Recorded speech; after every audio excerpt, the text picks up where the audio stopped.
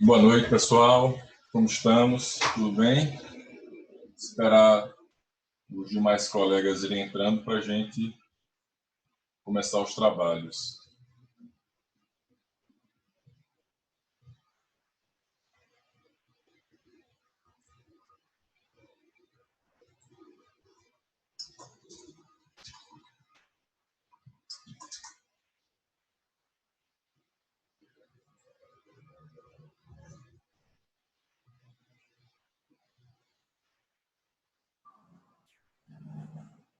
Boa noite. Boa noite. Então estão me ouvindo, só queria testar. Sim. Estamos aqui aguardando o pessoal entrar. O Ari já chegou, o professor Carlos também já estava entrando. Mais uns minutinhos e a gente já começa.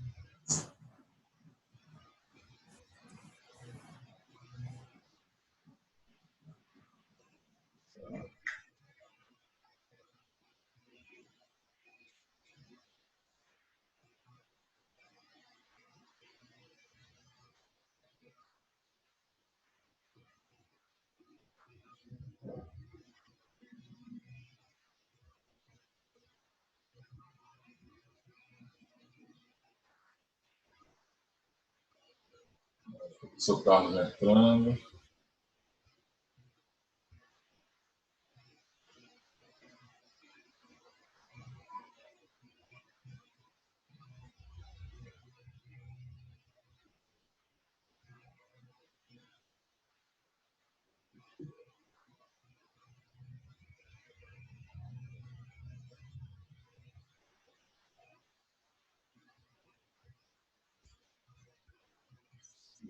Mais 2 minutinhos para a gente.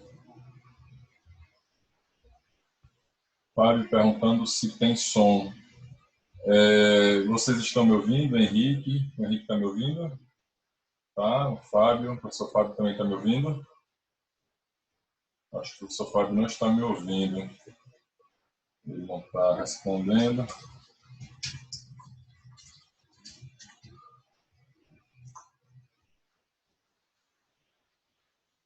Ela não está ouvindo. O Henrique também não está ouvindo.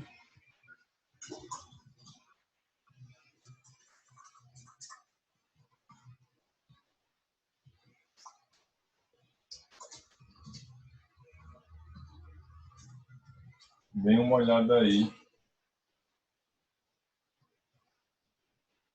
Agora o Henrique conseguiu. Janaína está ok. Leninho, o restante tem aí. Elisa. Louise.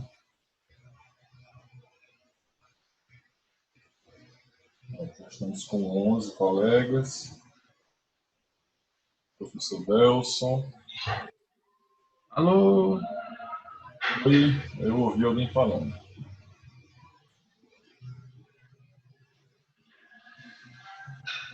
Estão me ouvindo? Estão me ouvindo? Sim, estamos. Eu não estou ouvindo ninguém. Mas eu tô ouvindo. Deve ser um problema aí, professor. Estou. Do lado esquerdo, chama de áudio. Alô, oi. Professor Delson, Janaína, Carlos, Louise, Maria Elisa, Marçal, Janaína, Fábio, Manuel, Ari, Henrique, Joanes, Aninha. Já somos em 13. Bem que a Aninha falou que a gente tem que considerar esses minutinhos do começo para poder fazer a contagem, né, da exposição. Eu vou ver se eu falo uns 10 minutinhos e deixo para o professor Carlos e por aí falarem cada um mais 10. Em linhas gerais, a proposta de hoje é a gente fazer o nosso segundo encontro especificamente tratando do grupo de estudo. E eu, dentro dessa ideia que a gente fez essa proposta inicial e que a gente pode ir adaptando e aprimorando, a temática que foi colocada foi a temática das contratações a partir da perspectiva dos órgãos de controle, né? Inicialmente eu imaginei colocar o tema, depois o Ari e o Carlos também.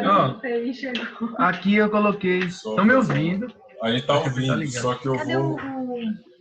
o seu... Aqui. E aí, só para a gente ir adiantando, porque só essa parte introdutória. Então, na temática de hoje... Não, mas eles não estão... Eu não estou ouvindo ninguém. A gente está lhe ouvindo, professor.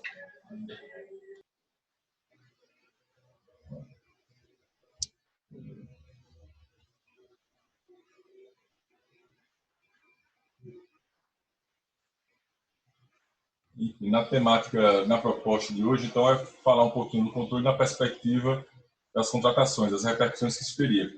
Eu combinei com o Carlos e com o Ari que eu falaria um pouquinho do PL 791 da PEC, dessas alterações ou dessas propostas de alteração e de que maneira elas vão repercutir sobre os órgãos de controle e de que maneira elas vão então modificar essa atuação e deixar, né, eles iriam falar em seguida, especificamente das alterações relacionadas às contratações, à nova contratação direta e assim por diante.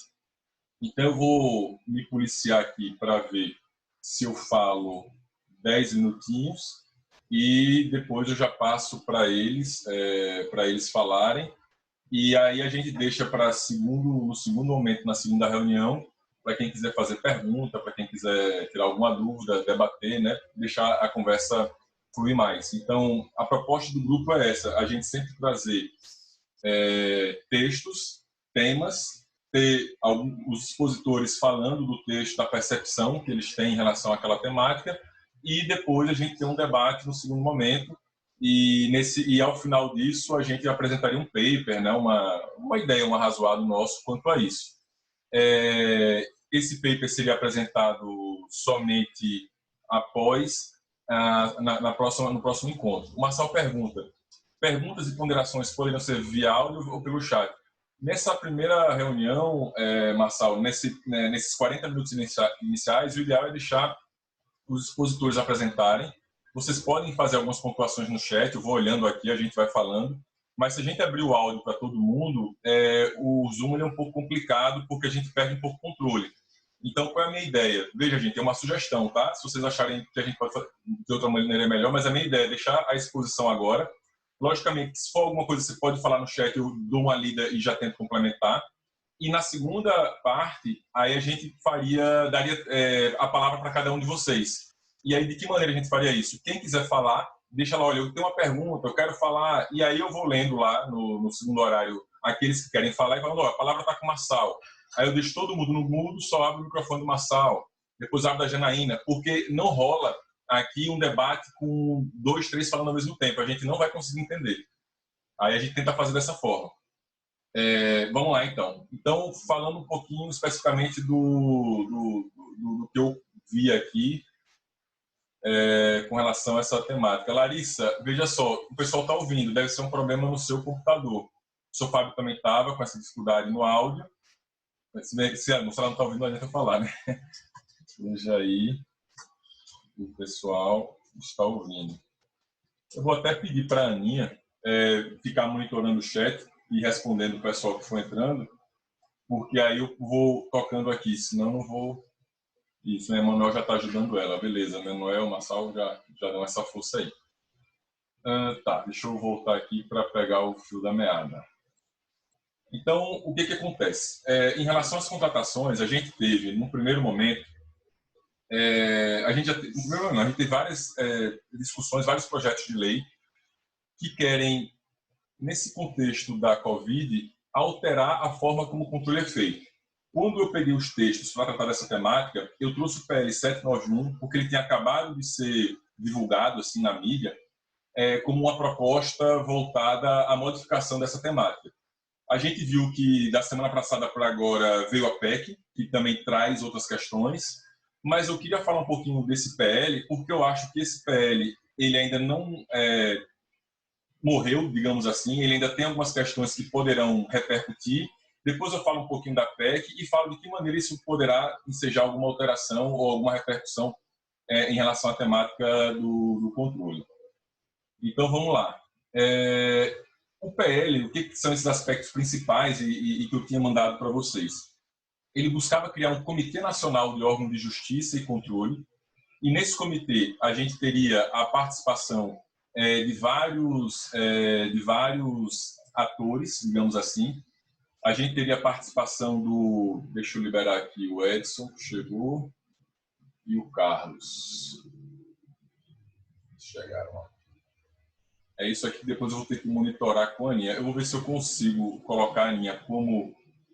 Vou colocar ela como host para ver se ela... Deixa eu ver aqui, make host. Pronto, Aninha. Aninha, você está me ouvindo? Você agora está como host, ou seja, você está como... não é como convidada. Então você pode admitir as pessoas que estão entrando no grupo, porque tem uma sala de reunião, uma sala de espera, e aí lá em cima você pode admitir, você pode colocar o microfone dos colegas no mudo, pode abrir, e aí você tenta já ir pegando isso para ver se consegue me ajudar nessa... Vai tentando, nesse monitoramento aí. Então vamos lá, dando seguimento aqui para ver se eu não perco o raciocínio. Então esse comitê, ele tinha... Qual a premissa que ele parte? Ele foi elaborado, né, ele é subscrito pelo advogado-geral da União, pelo André Luiz, e ele parte da premissa que o controle é um problema. Ele fala o seguinte: olha, para ultrapassar alguns obstáculos, a gente precisaria ter algumas modificações. E esses obstáculos ele coloca que seriam os órgãos de controle. Então ele fala que com o Covid e essas alterações legislativas, haveria vários questionamentos por órgãos federais, e por ter vários questionamentos, seria necessário que esse controle fosse instituído com a finalidade de viabilizar, antes de qualquer atuação desses órgãos de controle, uma autocomposição. Então, ele seria formado pelo presidente do Supremo, pelo Conselho Nacional de Justiça, pelo Procurador-Geral da República, a AGU, Defensoria, Controladoria-Geral da União, várias entidades, vários poderes, e ele teria a primeira finalidade, ou a primeira atribuição é essa: atuar como um órgão de mediação, digamos assim. Então, se o Ministério Público quisesse fazer uma recomendação para um gestor atuar de determinada forma em relação à Covid, em relação a alguma política pública nesse contexto da Covid, antes teria que passar obrigatoriamente por esse comitê. Ou ainda, se fosse propor alguma ação judicial relacionada a isso, teria que passar por esse comitê. E esse comitê ia tentar fazer uma autocomposição. Caso a autocomposição não pudesse ser realizada, caso não houvesse esse acordo, e essa comunicação, essa recomendação seria pelo dirigente máximo do órgão. Então, eu entendi pela leitura que seria pelo Procurador-Geral da República, se fosse uma recomendação do primeiro grau, pelo Defensor-Geral da União, se fosse por um defensor. Ele também trata dos pedidos de suspensão, centralizando no STJ e no STF. E o que me chamou mais atenção, esse PL, ele tinha uma ideia de que todos os processos de contratação ficassem submetidos a uma chancela pelo Controlador-Geral da União, pelo ministro do TCU designado pelo presidente do TCU, e quando eles dessem essa chancela, o presidente do STF homologaria. E aí aquela contratação, ela não poderia servir de justificativa para a responsabilização, seja civil, seja administrativa, seja criminal, de qualquer agente público. Seria uma maneira, então, de imunizar, de blindar o agente público que faz a contratação. Eu achei complicada essa sistemática, primeiro que veio por um projeto de lei, e aí eu tenho sérias dúvidas com relação a você mudar a forma do controle externo por meio de lei, seria um problema. Eu tenho dúvidas com relação à questão até do exame de proporcionalidade, se seria necessário você fazer esse funil e concentrar todos esses controles das contratações nesses chefes de poderes, alijando todos os membros do Ministério Público de primeiro grau, tirando os juízes também, em primeira instância, o judicial também não atuaria, tudo concentrando na cúpula, se isso seria necessário, se a gente não teria outros meios para atingir o objetivo do projeto de lei. Qual é o objetivo? Dar segurança ao gestor público. Então eu pergunto, o problema seria realmente o controle que não está dando segurança, ou você poderia dar segurança para a atuação dele por outros meios sem ter que desestruturar todo esse órgão de controle dessa forma? Várias entidades criticaram esse projeto, e aí a gente vem para a PEC, né? Eu estou correndo porque o tempo é curto. Na PEC, eles já não tratam dessa maneira tão ampla. Também é criado um comitê, Só que esse comitê que é criado na PEC, ele vai ter poderes amplos para instituir um regime extraordinário, fiscal, financeiro e de contratações. Então, o que esse comitê vai fazer? Esse comitê ele pode traçar orientações gerais, aprovar ações, ele pode criar subcomitês, solicitar informações. Ele tem poderes bem amplos mesmo. Como é a composição dele? O poder deliberativo, assim, para a deliberação mesmo, é o Poder Executivo Federal. É o presidente com 8 ministros. A participação dos integrantes dos estados e dos municípios não tem direito a voto, embora componham. Ele vai ter, nessa sistemática que foi aprovado, o que eu achei que é bem interessante, além desses poderes gerais, ele vai poder editar um ato para dispor sobre contratações de pessoal, obras, serviços e compras. Ou seja, essa PEC vai autorizar o comitê criar atos normativos e que a gente não precisaria mais, então, de um ato aprovado pelo Congresso. A Lei 13.979, aprovada pelo Congresso, ela disciplinou sobre licitações, contratação direta, por exemplo, lei de licitações e assim por diante. Então, esse comitê ele teria essa possibilidade de editar normas tanto para contratações como também para pessoal. Isso eu achei interessante, assim, achei bem relevante essa competência que ele tem. Além disso, esse comitê ele vai ter a possibilidade essa PEC ela autorizou, ela flexibilizou uma série de atuações em relação aos impedimentos de gastos, né? Gastos com pessoal, a regra de ouro, né? De você poder contratar dívida para pagar pessoal, para pagar custeio, não só para investimento, só despesa de capital e assim por diante. O controle ele é estabelecido por essa PEC pelo Congresso Nacional. Isso é interessante porque uma das críticas que o professor Scaff da USP fez em relação ao que estava acontecendo é que o Alexandre de Moraes ele deu uma liminar autorizando ao Poder Executivo Federal a não aplicar a LRF. Só que não havia nenhum controle em relação a isso. Com essa PEC, ele falou, não, isso tem um lado positivo, porque você pode até dar poderes para o Poder Executivo atuar, e esse comitê é elaborado, ele é composto mais pelo Executivo, mas você estabelece que a palavra final é do Congresso. Então, o Congresso ele pode sustar qualquer decisão desse comitê, que extrapole, né, essa atuação, e também, o que eu achei interessante é que esse comitê ele vai prestar contas ao TCU. Então, você não mexeu aqui na sistemática de controle externo. Isso foi preservado. Apenas estabeleceu que essa prestação dos atos de contas, dos atos de gestão, será feita de forma simplificada perante o TCU. Só que o que acontece, e o que me deixa um pouco preocupado, como esse comitê ele tem poderes amplos para disciplinar e editar normas, inclusive atos normativos, porque o Supremo ele vai ter a competência para tratar de matérias ou de questões que envolvam conflitos federativos envolvendo as decisões do comitê e os demais entes federativos. Ou seja, ele vai poder editar atos normativos que vão ter abrangência nacional. Bom, se ele pode fazer isso, eu fiquei imaginando, será que ele não poderia, então, por esse comitê, ressuscitar alguns pontos daquele PL que a gente acabou de ver, modificando a forma como essas contratações vão ser analisadas? E por que eu falo isso? Porque não é de hoje que se tenta, de alguma maneira, imunizar a forma como o controle externo analisa ou atua nessas contratações.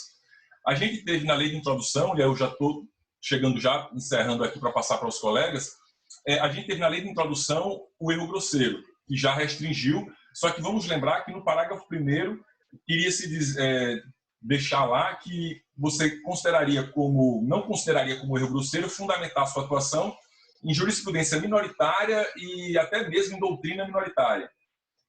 Tinha também na lei de introdução que foi vetada uma autorização para você também fazer um compromisso, submeter ele a juízo para afastar a responsabilidade do agente. Tinha aquela ação declaratória de validade de ato. Então, a gente observa que há vários movimentos, na própria Lei 13.979, as presunções, né? Você presume que a contratação é emergencial, você presume que existe a necessidade de contratar, lá no 4B, que eu acho que o Carlos pode falar, o próprio PL 7941, há vários movimentos no sentido de você, nessa situação emergencial, assegurar o gestor que ele não vai ser responsabilizado. E qual é a justificativa? Porque tem tantas normas, tem tanta mudança, ele precisa atuar tão rapidamente que ele não poderia ter o receio de ser fiscalizado posteriormente. E aí, para encerrar mesmo, eu coloco algumas perguntas. Até que ponto o controle é um problema para que o poder público possa adotar alguma atuação relativa a essa pandemia. Será que realmente, para que a gente tenha uma atuação eficaz, é necessário limitar o órgão de controle, limitar essa atuação dele? Eu não teria outros meios que poderiam dar segurança ao gestor público de que ele não vai ser responsabilizado mais adiante, sem ter que limitar estruturalmente o funcionamento do controle? Será que essa atuação do controle posteriormente, para verificar se a legislação que foi aplicada nesse contexto emergencial, ela foi devidamente observada, será que isso daí não seria suficiente? Será que realmente eu tenho que dar essa segurança no sentido, olha, o órgão de controle não vai poder fazer essa censura? Então, veja, eu coloco essas reflexões porque, como a gente passa por um momento de mudanças muito rápidas e a gente vislumbra tanto nesse PL como na PEC, eu acho que a PEC é boa em alguns aspectos, nesse aspecto eu acho que é boa, mas ela dá um poder muito amplo e como ela pega uma competência legislativa do Congresso e passa para o comitê, eu fico preocupado que essas mudanças venham agora pelo comitê. Mas, em linhas gerais, era isso que eu queria pontuar bem rapidamente. E aí eu vou passar agora a palavra para o Carlos, para ele fazer algumas ponderações já na perspectiva de quem atua em licitações, em que faz consultoria nessa área, e o Ari também. Eu tentei mostrar um pouco da preocupação por parte de quem atua no controle. Eu vou liberar o microfone dele. Eu acho que aqui já está... Ô, Carlos, eu acho que o seu microfone... Deixa eu ver aqui. Eu acho que você que tem que liberar aí. Por mim aqui não está travado, eu acredito. Ver se você consegue. Pronto, está liberado. Pronto, eu vou deixar o meu no mudo e aí você pode também fazer suas considerações e depois deixa uns 10 minutinhos, uns 8, 10 minutinhos para o Ari. Vamos lá. Pessoal, inicialmente pedir desculpas a vocês, não consegui entrar logo no iníciozinho aí da nossa reunião, tive alguns problemas técnicos, operacionais, mas como eu tinha combinado com o Ricardo e com o Ari, a minha fala aqui vai ser mais no tocante à visão para quem presta assessoria jurídica, né, com relação nas procuradorias, referente à questão da contratação direta, tá? Em especial com relação à questão aqui do Covid.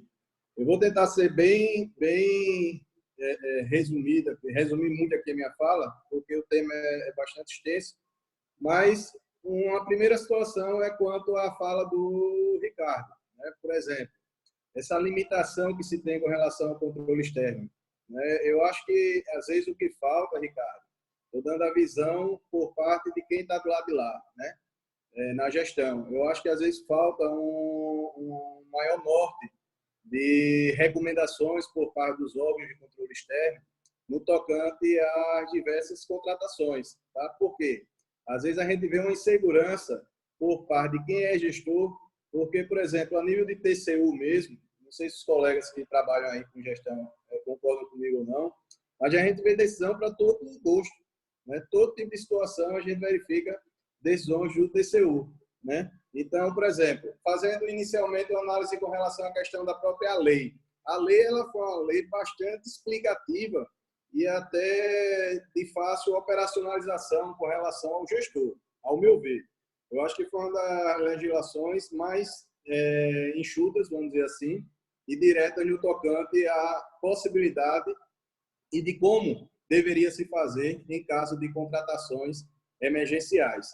Aí vem aquela situação que o Ricardo até colocou, se não me falha a memória, Ricardo, me corrija se eu estou errado, na primeira reunião, você falou assim, Carlos, a gente tem outros grupos de trabalho, tem a questão, por exemplo, será que eu poderia realizar a contratação utilizando-se da 13979 com relação à questão do teletrabalho, outras situações que não viessem a ser exclusivamente com relação à saúde? Ao meu ver, a lei ela foi bem feliz para tentar restringir e evitar justamente o mau uso dela com relação àqueles gestores que venham a tratar a coisa pública de forma equivocada. Por quê?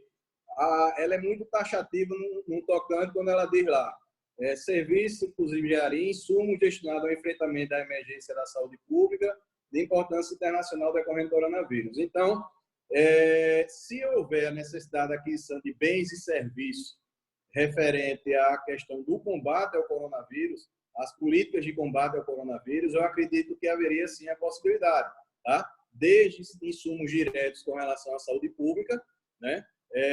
Desde com relação a situações estruturais. Por exemplo, um hospital de campanha que veio a ser construído, né? A aquisição de centrais de ar-condicionado, serviços de instalação, dentre outros. Ou seja, estaria vinculado a essa ação. Agora, eu vou pegar até o exemplo lá, por exemplo, do Tribunal de Contas, do lado do Estado, daqui do Estado de Alagoas. Vamos imaginar que se quisesse comprar computadores para que os procuradores de lá da Procuradoria Jurídica viessem a poder trabalhar em casa nesse período, comprasse notebooks, já que lá não teria disponível. Ao meu ver, né, eu não veria a possibilidade legal de vir a se utilizar a 13.909. Seria uma forma aí de você até burlar a questão da legislação propriamente dita, né? E aí a gente vê, quando eu falei em facilidade e na simplificação, justamente em fazer alguns entraves, como, por exemplo, termo de referência. Termo de referência, todo mundo pensa que é a coisa mais simples do mundo de se fazer. Mas onde se verifica, quem está no dia a dia é um dos maiores gargalos que se tem na administração, principalmente a nível de município. A especificação técnica, a dificuldade que se tem, por exemplo, com relação à questão das cotações de preço. Você faz aviso de cotação de preço a nível, publica no diário oficial, não aparece ninguém, entra em contato com os fornecedores, o cadastro de fornecedores do município, e também você não consegue ter o feedback dessas cotações de preço. E até mesmo com relação a essa situação específica, a lei ela disciplinou uma saída, lógico que com a devida justificativa, porque senão a gente vai passar para uma forma completamente desarrazoada com a coisa pública, né? Mas, por exemplo, deixa eu só puxar aqui, no artigo 4º ele fala lá da possibilidade de eu vir a realizar, poder dispensar cotações de preço. O artigo 4º, a linha E, parágrafo 2º, né? Diz, excepcionalmente, mediante justificativa da autoridade competente, será dispensada a estimativa de preço que trata o inciso 6º do caput. Então, a gente já verifica essa preocupação que o legislador teve nessa situação excepcional. Por quê? É uma situação nova. A prova disso é que todos os doutrinadores, todos os artigos que a gente vem lendo, eles vêm falando nessa nova forma de contratação direta, né? É uma excepcionalidade posta direta à questão do Covid aqui. E aí, uma questão que me preocupa bastante, Ricardo, é quando a lei, ela traz lá no artigo 4º, ainda a linha E, parágrafo 3º, ela diz, os preços obtidos a partir da estimativa que trata o inciso 6 do caput não impede a contratação pelo poder público por valores superiores decorrentes de oscilações ocasionadas pela variação de preço, hipótese que deverá haver justificativo nos autos. Daí a minha preocupação. Porque em todo local sempre tem o bom e o ruim, né? Como diz a história, sempre o bom e o mal, né? Então, de repente, o gestor público ele alega que não conseguiu realizar as cotações referente à compra de um determinado bem. E faz a compra lá e aquele valor esteja muito acima de mercado. Numa eventual apuração de responsabilidade do controle externo, como é que ficaria interpretado? Né? Ou seja, que poderia ser justificado. Eu, sinceramente, eu acredito que houve uma infelicidade do legislador. Queria ouvir os colegas aí com relação às críticas, com relação a isso aqui, se concordam ou não, tá? Mas a simples justificativa, se eu faço a justificativa, eu vou estar de acordo já com a linha que eu vou estar motivando meu ato lá, no artigo 20, no artigo 22. Poderia se enquadrar no erro grosseiro, se de repente aquele valor, como é que vai ser aferida essa oscilação, né? É certo que o próprio TCU, ele em determinados julgados, ele disse da possibilidade do preço da contratação emergencial ser diferente do preço do pregão, por exemplo, realizado. Mas aí você teria uma justificativa no tocante a quê? O pregão, o procedimento é muito mais competitivo do que na própria contratação emergencial. E aí eu fico pensando, Ricardo e demais colegas, como é que ficaria nessa situação aí? Né? Ou seja, uma situação de calamidade pública, uma situação em que a excepcionalidade ela rege tudo, e aí você, de repente, alega que não teve condições de fazer a cotação de preço, né? Fez publicação no Diário Oficial, chamando para a cotação de preço, solicitou em cadastro de fornecedores, e não apareceu ninguém. De repente, aparece lá uma alma santa, um empresário com alma santa, e coloca um preço X, e que ele diz que esse preço está um pouco maior porque ninguém tem, só quem tem é ele. Repare a situação, como gestor público, ele vai ficar numa situação difícil. Contrata ou não contrata? Se contrata, pode ser responsabilizado mais na frente. Se não contrata, pode ocorrer uma situação pior para toda a população. Então, eu acho que o interessante do IDA era justamente a gente tentar vir, né, ouvir aí, lógico, todos, para a gente tentar ver se consegue dar alguns parâmetros para que os gestores públicos eles venham a atuar. Porque a coisa está muito solta. A gente recebe ligações de colegas que trabalham em municípios, cada um com a dúvida, né, questionando, que quando você vai ver, ele está lá naquela situação, precisa comprar aquilo ali, a lei prevê, mas, por outro lado, ele está com medo de dar um parecer e mais na frente venha a ser responsabilizado. Ou o próprio gestor público venha a ser responsabilizado e depois, rapaz, você não se podia contratar? Então, são situações que a lei ela traz aí uma série de reflexões. Uma outra questão que eu queria colocar aqui para vocês era, por exemplo, a lei ela foi tão flexível, eu não consegui achar se houve já na história aqui do Brasil alguma situação idêntica a essa, mas, por exemplo, até a compra de bens usados a lei permitiu, né? Ou seja, até isso está previsto lá na lei. Se você tem aqueles equipamentos usados e justifica a possibilidade com relação ao uso dele, você poderia vir a adquirir, né? O artigo 4º-A, né? Aquisição de bens, a contratação de serviços, o artigo 4 não se restringe a equipamentos novos, desde que o fornecedor se responsabilize pelas plenas condições de uso e funcionamento do bem adquirido. Então, veja que flexibilidade foi dada aí com relação ao gestor. Justamente em fase de quê? De toda essa situação que a gente vem vivenciando, né?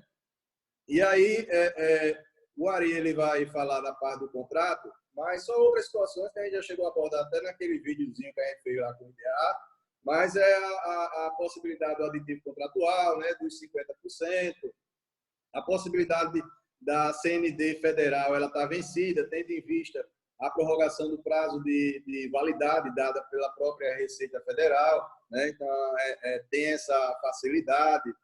E uma outra questão da contratação direta é interessante também da possibilidade daquele fornecedor exclusivo, né? Ou seja, se eu só tenho aquele fornecedor, eu poderia vir a realizar a contratação mesmo que ele estivesse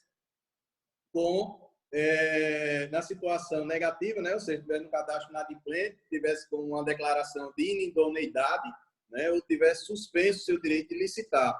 Então, até isso a lei ela colocou agora. Eu ainda não vi nenhum posicionamento, tá? De nenhum Tribunal de Contas de Estado, nem tampouco do TCU, com relação à tentativa de orientar os gestores nesse sentido. Ou seja, tentar colocar alguns parâmetros, né, para que o gestor ele pudesse vir a ter uma decisão mais confortável, para que ele não ficasse simplesmente na interpretação da lei e mais na frente o TCU só, olha, peraí, gestor, não foi bem assim não, que a lei não diz isso não, né? Então, a lei ela é clara aqui no sentido de quê? Da possibilidade de eu contratar aquele fornecedor exclusivo, quando devidamente justificado, mesmo que ele esteja com uma situação de impossibilidade de licitar ou tenha a sua declaração de inidoneidade, né? Então, essa é uma questão interessante também, que eu achei, que eu queria ouvir os colegas. E aí, alguns questionamentozinhos, como o Ricardo colocou aí. Eu tenho quanto tempo o Ricardo tem? Acabou já, foi? Desculpa, é porque é muita coisa. Mas, por exemplo, uma questão que o Ricardo discutiu com uma colega do grupo, não sei se ela está aqui nesse grupo de estudo, com relação à contratação emergencial e à utilização do suprimento de fundo. Ao meu ver, em algumas situações é muito mais fácil você vir a utilizar o suprimento de fundo, né? Porque o preço vai ser aquele preço de balcão e você teria como justificar uma prestação de contas futuras. Só para a gente... E aí eu já vou deixar aí duas situações aí para o Ari poder vir a falar. Ari, eu vou jogar a bomba aí para você. que é com relação a quê? No decorrer da execução do contrato emergencial, será que no decorrer da execução do contrato eu poderia reajustar esse preço? Será que eu posso utilizar a mesma regra da 8666? Em havendo a suspensão da situação de calamidade pública, como é que ficariam os contratos vigentes aí, os contratos estivessem em execução? Com relação a essa última pergunta, o meu posicionamento seria qual? Se houver uma cláusula resolutiva no contrato emergencial, tá? Eu poderia vir a rescindir, até como acontece em outras situações. Mas aqui também eu penso da mesma forma. Não sei os colegas, queria ouvir os colegas. Tranquilo? Mas obrigado mais uma vez, Ricardo. Desculpe aí a pressa, mas o tema é válido. Grande abraço.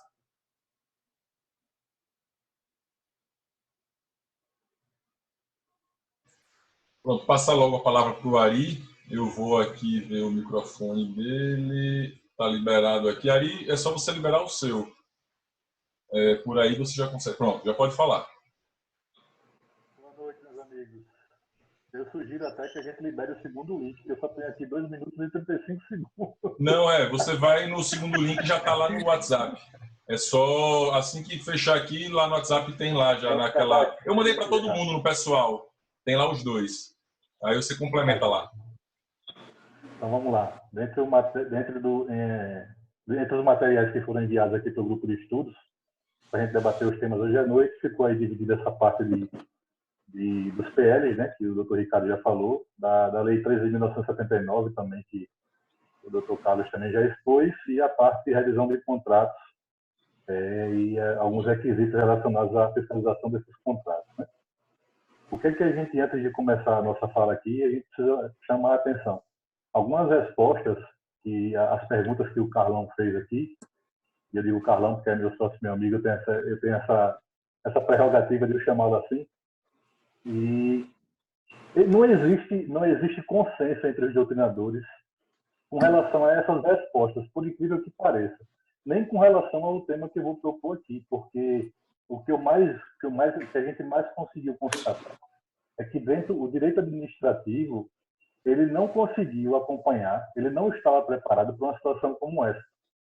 E a gente não consegue achar respostas nem instrumentos, né, que possam aí se coadunar com essa situação de exceção, como o doutor Fábio colocou aqui nos comentários. E isso é uníssono, né? A criação do comitê, acho que vai cair, né, menos de um minuto.